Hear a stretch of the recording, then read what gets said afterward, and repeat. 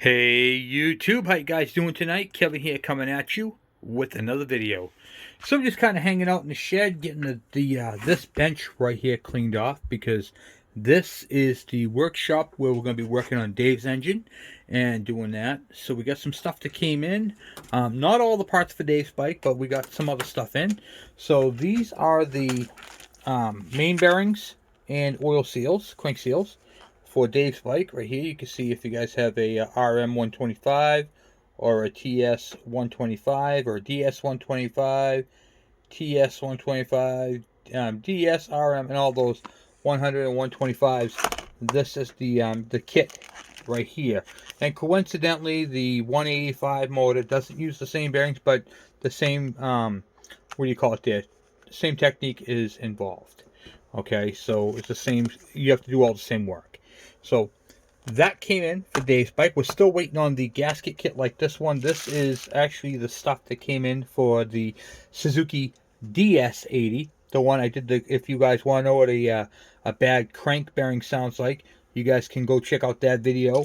This is the seal kit and bearing kit for the crank. The gasket set. And this right here, I believe, is the Kickstarter. Let's open it up. But before we do, please take a moment and hit that subscribe button. And if you guys like watching videos on how to do repairs and that sort of thing, this is a learning channel. We like to teach how to do repairs properly and what's involved, parts needed, and go right through them. If you like that sort of thing, hit the subscribe button and the bell icon so when I post a video, you guys get it. And please take a moment and share the channel on your Facebook, well, you can share it on your YouTube channel if you have one, and your Twitter, all that stuff, your Instagram. So anyway, let's get this opened up. I believe this is put this part number up here for you guys. 26210-46001. This is the Kickstarter shaft. Yep, Kickstarter shaft right here. Now, let's take a look at this because we're going to replace this as well, because you guys remember it's all stripped out. Yes. Yep, that's it. Right there. So there is the new old stock Kickstarter shaft. Look at that, huh? Nice. Beautiful. These are all stripped out on ours. So we're going to replace it with this one. Alright, cool beans. So we got that. We got the gaskets. We got the bearings. We are still waiting on the piston because when I had it apart before I started, it had some, because of the problem with the bike. Now, I just want to talk to you guys a little bit about what happened with this bike. Okay. The carburetor fits into the boot. The carburetor wasn't put all the way into the boot and it had an air leak around it. What happened was it sucked air, created a lean condition, burnt up the cylinder a little bit, but it also destroyed the crank bearings and seals. Well, not the seals. The seals are actually good. They're not leaking. But I can hear the growl from the crank bearings. Since I'm going to be in there replacing the crank bearings, I'm doing my crank seals. So the gasket to assemble the whole thing, this one has the jug gasket, the head gasket, the exhaust gasket, and the cover gasket. And of course, the two halves get glued together. So that is what's going on for the Suzuki DS80. Pretty cool, huh? Alright, so we got that. So now you're looking at the G5 Kawasaki engine. Now this motor, this exact motor, this particular one, this one, came off of that 1987 ke100 that we're building with the expansion chamber on it. This is the engine that I got, and it has a chip in the case right here, which is okay. We're not going to use this engine on anything. In fact, we're going to do something different with this engine, guys. So, I like to show you guys how things work, and after the success that I've had on that video on why and how it works, you guys really like the education stuff that I show on this channel. So what we're going to do with this particular engine is, are you ready for this? We're going to cut this engine in half. Yes, we're going to literally cut this engine up. We are going to split the case. We're going to mark the engine. We're going to cut the engine. The transmission is going to be off to one side, the engine's going to be off to the other. But here's the best part of this, guys. We're going to get the engine running while it's cut in half. So the rotary valve, all that's going to work. Everything's going to work on this thing. Just that it won't have a won't have a cover, so we're going to do an air filter assembly. This won't be here. In fact, the transmission will be off to the side, but we're going to do one more thing. We're not going to stop there. So we're going to cut the engine. You're going to hear this part run off this. The transmission won't be connected to it once again. Then what we're going to do is we're going to cut the case up. So we're going to cut the back of the case out. We're going to cut in between the webbing out, leaving all the bearing structures, and you're going to be able to look inside and see all the gears. We'll be able to turn it. I'm going to put a hand crank on it so you'll be able to see how it works and how all the gears work. So we're going to be showing you guys how the gears are. And while I'm doing that, this is the part I think you guys are going to love. A lot of these engines have what they call a false neutral. It's in between gears. I'm going to show you guys what that is, how it works, and how to fix it. So that's what I'm going to do. But in order to do that and show you guys what's going on inside the transmission and going through all the gears and seeing how they shift and switch and change, we're going to cut this up. So that's our upcoming project. We just have a lot of stuff right now on the docket. So what we're going to do is we're going to do this in between builds. Okay, so there's going to be some videos where we're doing an engine, and then there's going to be some videos that we're going to be working on this right here exclusively.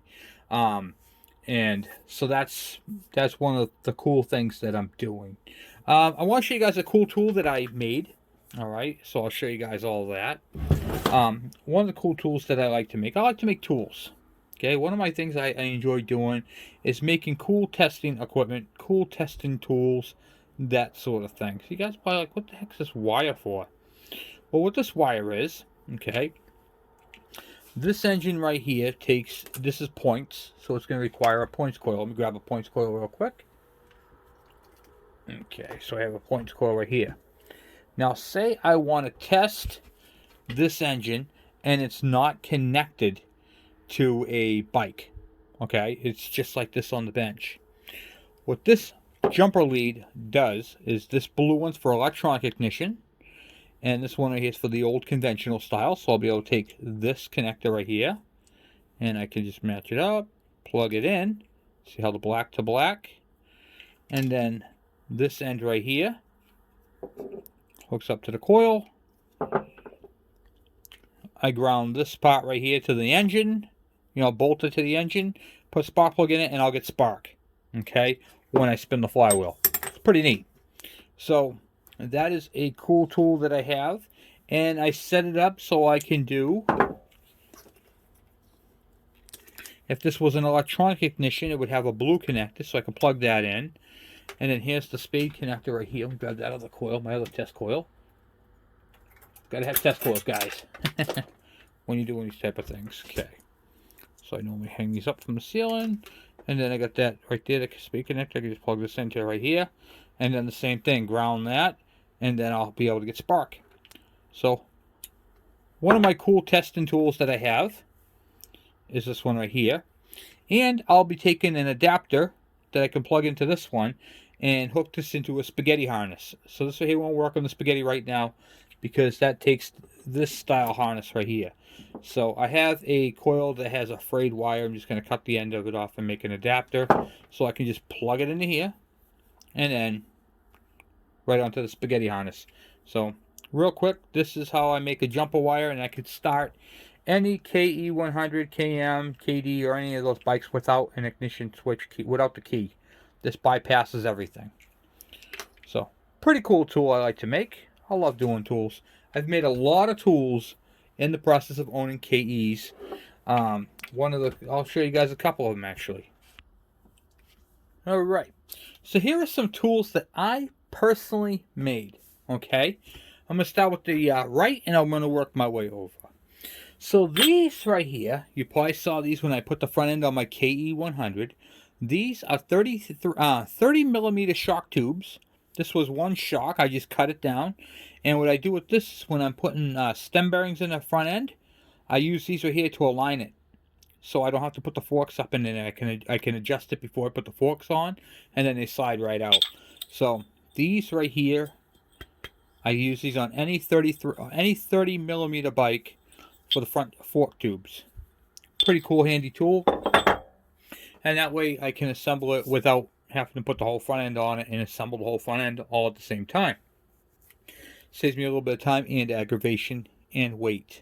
That way when I bring the bike down, I can put the forks into it that way. It works out good. This is a regular carburetor bowl, which is one of my junk bowls, and I'll explain here. Okay, the holes are clogged up. So the little tube, see a hole right there? All right, for the choke. This carburetor bowl is junk. So what I did was I measured 4 millimeters, and from the top of the bowl here down is 4 millimeters. So when you put this on here, your fuel level in your carburetor bowl should be at 4 millimeters. So this is one of the tools. Now you notice how it's missing one of these tubes, and I'm going to explain you why. I can stick my clear tube on here, loop it up through, and I can see where the fuel level is. If it's not coming out here, I can actually see where it's at, and I can adjust my floats accordingly to kind of dial it in precisionally. One of the little stuff. This is something you don't see on the channel because I made this tool. Okay, so there's that. Then I have this. I just got this back. I actually lent this out. Just got this back. This right here was a part of a flywheel. I had cut off for a ke100, and I used this right here to adjust the points. That way I don't have to go through that little window. Makes it a little easier. Then, when I'm cleaning a fuel tank with, say, vinegar, you can't have the petcock on there because the petcock's aluminum. And vinegar will literally destroy it. It'll be junk. So, I have a steel plate right here with a rubber gasket, which is actually the same stuff I use for vacuum testing an engine. So I just sacrifice one, cut it down to fit. I screw this onto the bottom of the fuel tank. Now no vinegar will leak out or no fuel, and it works out quite well.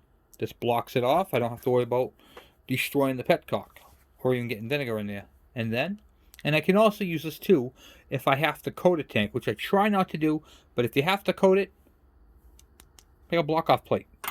Okay. Then this tool. This right here was an old 3/8 socket adapter, 1/4 inch, and you'll see the cut that's in there. See that cut? I'll show you guys what that's for. So what I like to do is when I build an engine, this is something else I do off screen because not many people do this, so I do it. But this is an oil pump. Here's the drive for it. This right here fits on the drive, and I can literally spin it up with my cordless drill and see if I get a pump out of it, if it flows. Pretty handy little tool. Alright. This, I just took a filler gauge, and slit it in half and made it so it fits in the window if I had to use it. And the specification on the points on a KE, KM, KD is between 12 and 14 thousandths. I got a 13 right here, right in the middle. Boom. Done. That's how I set them. This came off of a Ford transmission. This is a plastic, when you buy a brand new transmission. I worked at a Ford dealership, and I cut this was a big flange right here, like a plastic plug. I cut it off, put this on it because this, when I'm vacuum testing an engine, pulling pressures and stuff, you got to block the intake to make sure it's not leaking. So I take the intake, this right here, fits nice and tightly on like that, and then I put the clamp on it, and now my intake is blocked and no vacuum's going to escape. So I use this right here for when I'm vacuum testing and pressure testing an engine. And then this right here was an old bearing race right here, and then I had two seal drivers, which I still have it. I just cut the end of it off because it was the proper diameter, and you can see right inside it. See that red?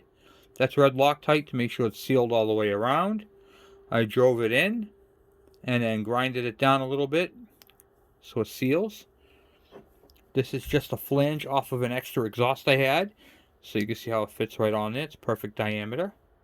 I put a new gasket, clamp it onto the cylinder, and now I blocked off my exhaust and my intake so I can do my pressure testing.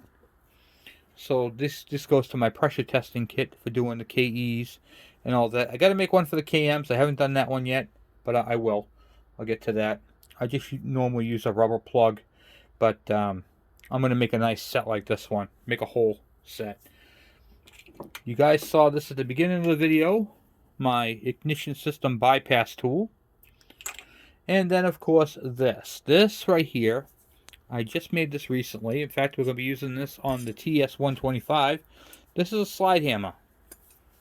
Alright, so what this does is I screw this into the seal, and then I just hold it here firmly, and bam, bam, bam, and I'll pull the seal out.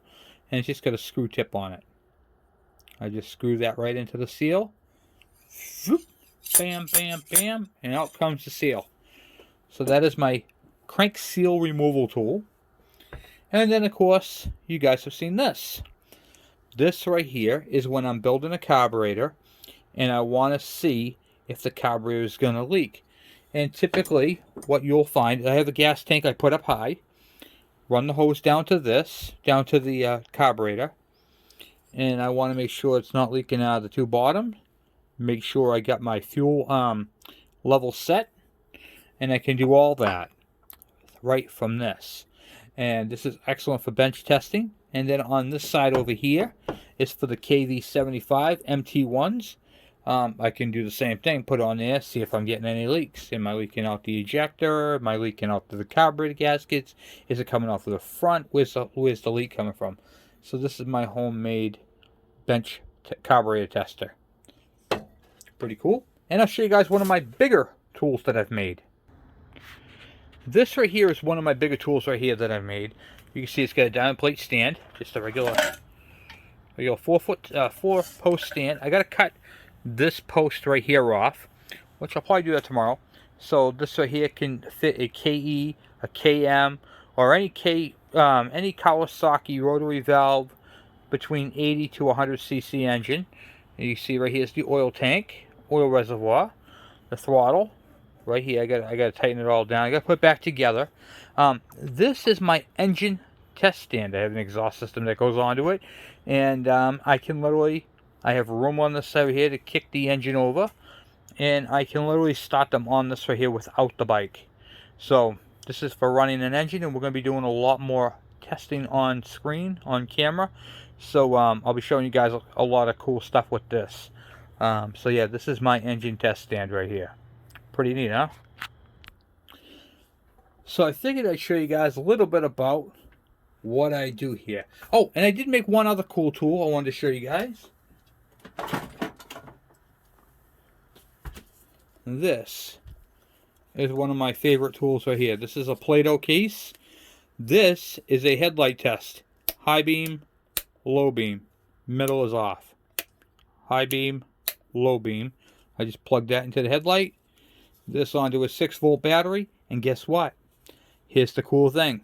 Say I have a 12-volt headlight. I just plug this into the headlight, plug this onto a 12-volt battery. High beam, low beam. Pretty neat, huh? Works on all headlights. So these are some cool tools that I have used. And I have one other one. This also came off of a transmission.